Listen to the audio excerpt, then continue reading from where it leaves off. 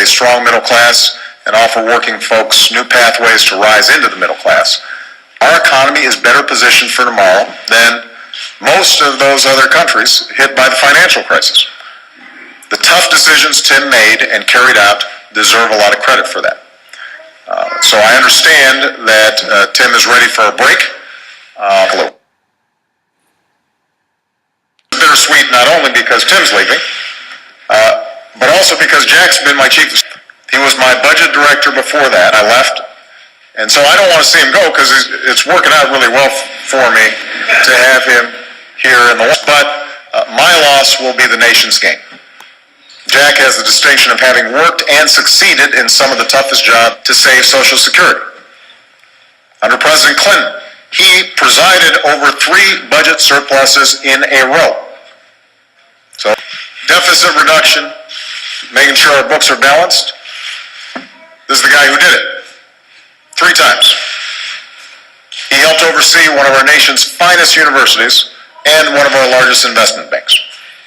In my administration, he's managed operations for the State Department and the budget for the entire executive branch. And over the past year, I've sought Jack's advice on virtually every decision that I've made, from economic policy to foreign policy. Now, one reason Jack has been so effective in this town is because he is a low-key guy who prefers to surround himself with policy experts rather than television cameras. And over the years, he's built a reputation as a master of policy who can work with members of both parties and forge principled compromises. And maybe most importantly, as the son of a Polish immigrant, a man of deep and devout faith, Jack knows that every number on a page, every dollar we budget, every decision we make has to be an expression of who we wish to be as a nation, our values. The values that say everybody gets a fair shot at opportunity, and says that we expect all of us to fulfill our individual obligations as citizens in return. So Jack has my complete trust. I know I'm not alone in that. In the words of one former senator, having Lou on your team is the equivalent as a coach of having the luxury of putting somebody at almost any position and knowing he will do well. And I could not agree more. So I hope the Senate will confirm him as quickly as possible. And with that, I'd like to invite them to say a few words, starting with...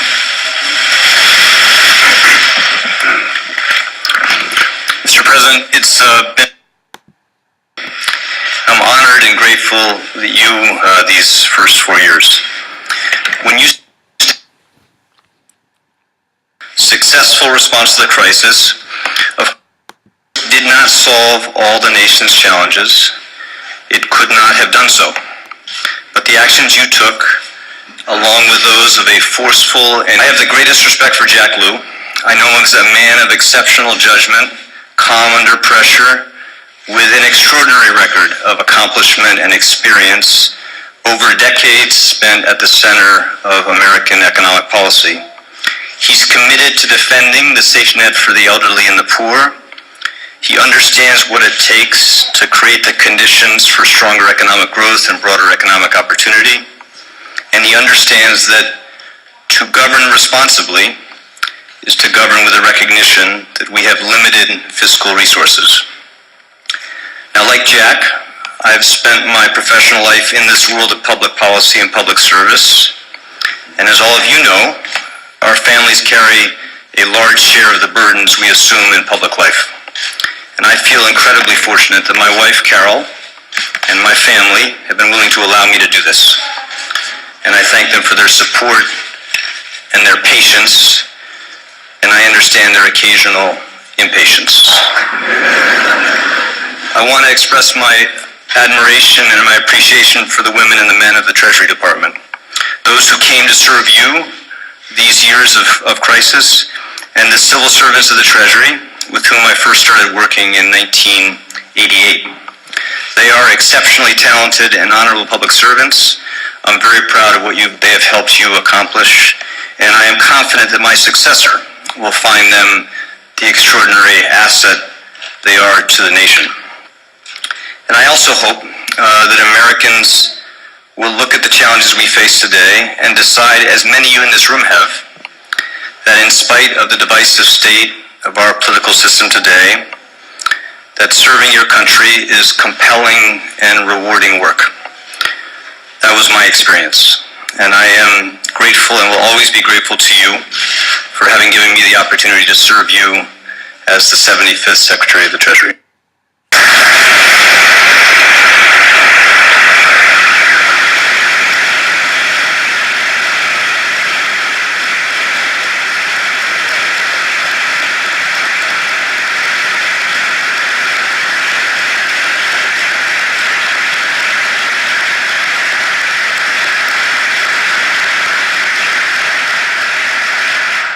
Mr. President, it has been my honor to serve as your Chief of Staff, and before that at OMB in the State Department. It's really been a privilege to come to work every day as part of a team that's dedicated to building a sound economy and a safer world.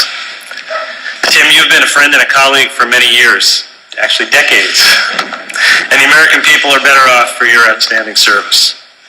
And you know, I thought I knew you pretty well, but it was only yesterday that I discovered that we both share a common challenge with penmanship.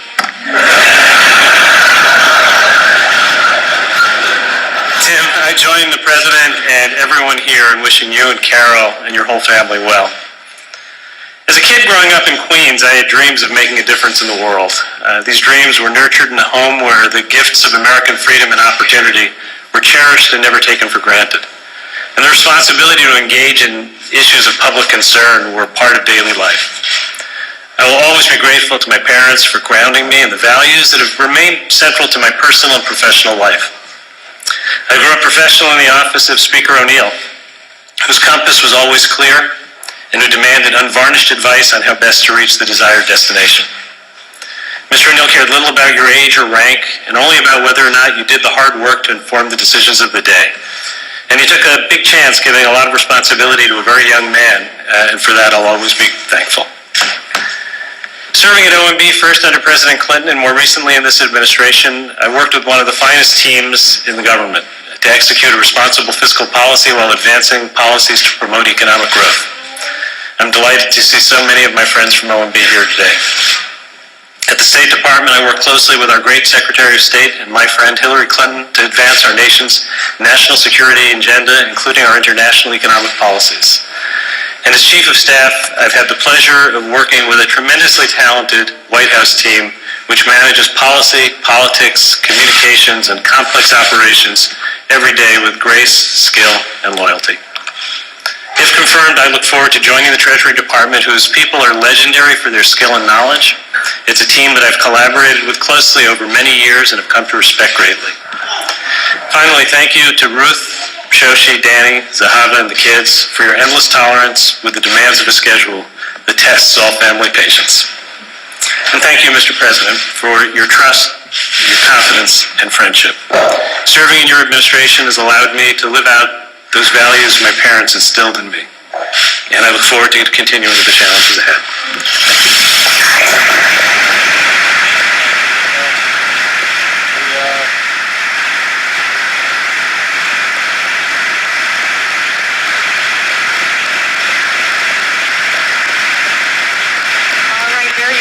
The official nomination of Jack Lew to head the Treasury Secretary. Maggie Lake is still with me.